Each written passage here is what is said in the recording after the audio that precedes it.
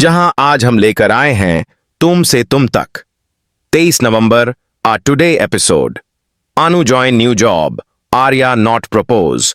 अनु का पूरा और लंबा अपडेट, जिसमें कहानी इतनी बारीकियों, भावनाओं, रिश्तों, उलझनों और अनकहे इजहारों से भरी हुई है कि दर्शक पूरे एपिसोड के दौरान अपनी निगाहें स्क्रीन से हटा ही नहीं पाते।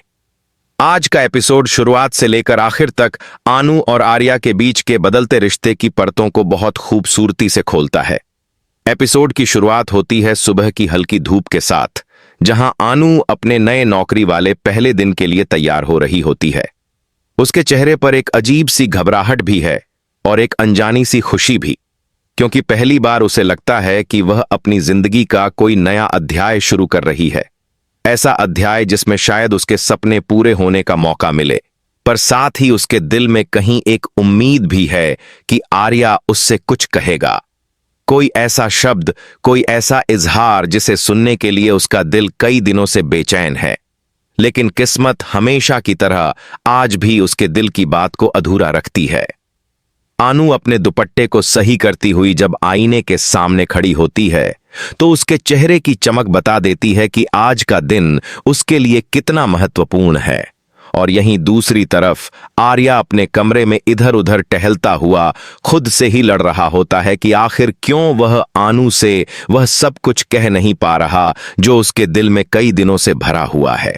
उसकी आंखों में एक बेचैनी भी है और एक जिम्मेदारी का बोझ भी, जैसे किसी बात का डर उसे अंदर ही अंदर रोक रहा है। शायद वही पुराने डर कि कहीं वह किसी को खो न दे। आगे कहानी एक दिलचस्प मोड़ लेती है जब आर्या की मां उसे सुबह सुबह नाश्ते की टेबल पर बात करते हुए कहती हैं कि आनू आज नई नौकरी ज्वाइन कर रही है और आर्या को कम से कम उसे शुभकामनाएं देनी चाहिए। आर्या का दिल तो चाहता है कि वह न केवल शुभकामनाएं दे, बल्कि आनू को रोक कर कह दे कि वह उससे कितनी मोहब्बत करता है। लेकिन वह कुछ कहने से पहले ही आनू की बस का हॉर्न बजता सुनाई देता है और वह भागते हुए घर से बाहर निकलती है। आर्या क्षण भर के लिए उसे जाते हुए देखता रह जाता है, जैसे उसकी जुबान पर आए हर शब्द को हवा खींच कर ले गई हो।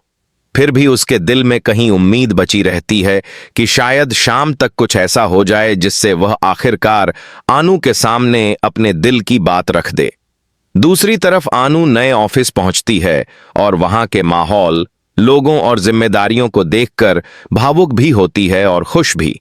वह पूरे दिन खुद को साबित करने की कोशिश करती है। हर टास्क को पूरा ईमानदारी और मेहनत के साथ करती है, ताकि एक नए सफर की शुरुआत मजबूती के साथ हो सके।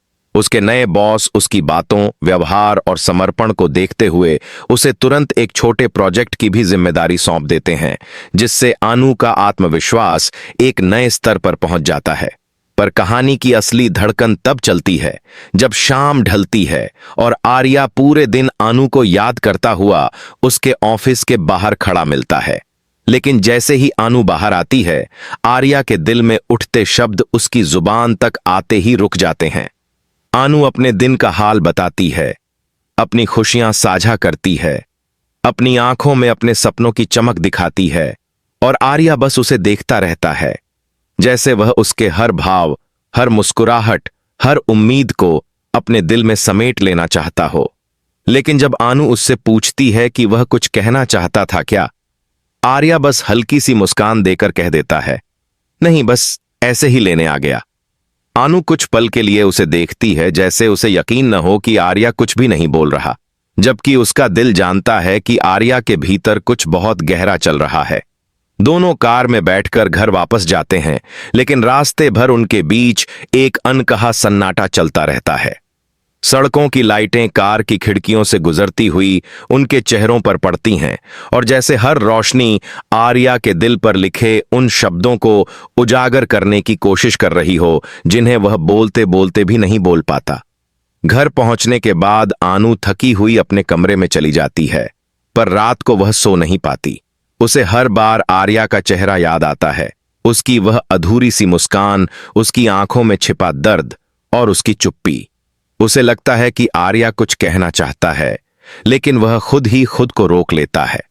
वहीं आर्या अपने कमरे में बैठा हर पल खुद को समझाने की कोशिश करता है कि उसे अनु से अपने दिल की बात कर देनी चाहिए थी, लेकिन अब जब दिन बीत चुका है तो वह खुद को कोसता है कि क्यों वह इतना डर गया। वह खिड़की के पास खड़ा होकर बाहर आसमान को देखता है और उसके मन में लगभग स्वीकारोक्ति सी आती है। क्या मैं उसे खोने से डर रहा हूं? पर वह खुद को झूठा दिलासा देता है कि अभी वक्त है, वह जल्द ही अनु को अपने दिल की बात बता देगा। एपिसोड का अंतिम भाग सबसे सुंदर और भावुक बन जाता है जब अनु छत पर आती है और वहीं आर्या भी अचानक किसी बहाने ऊपर आ जाता है। दोनों चांदनी के नीचे कुछ पल साथ खड़े रहते हैं। हवा धीमी चल रही है, माहौल में एक अजीब सी शांति है और ऐसे में आर्या अनु की तरफ देखकर कुछ कहने की कोशिश करता है। अनु, मैं... लेकिन जैसे ही वह आगे बोलने की कोशिश करता है, नीचे से आर्या की मां की आवाज आती है और वह रुक जाता है। वह एक बार फिर अपने दिल की बात अनकही छोड़ देता है। अनु उसकी आंखों में देखती है। उसे लगता है कि आर्या कुछ बेहद अहम कहना चाहता था, लेकिन फिर भी नहीं कहा। दोनों की आंखों में नमी सी होती है, लेकिन दोनों मुस्कुराने की कोशिश करते हैं। आर्या नीचे चला जाता है और अनु अकेली छत पर खड़ी रह जाती है, हवा में खोई, जैसे उसके दिल में उम्मीद और दर्द दोनों एक साथ बैठ गए हों। एपिसोड खत्म होता है एक क्लोजअप के साथ। अनु की आंखों में उभरता सवाल और आर्या की आंखों में छिपा हुआ जवाब, जो दर्शकों को यह सोचने पर मजबूर कर देता है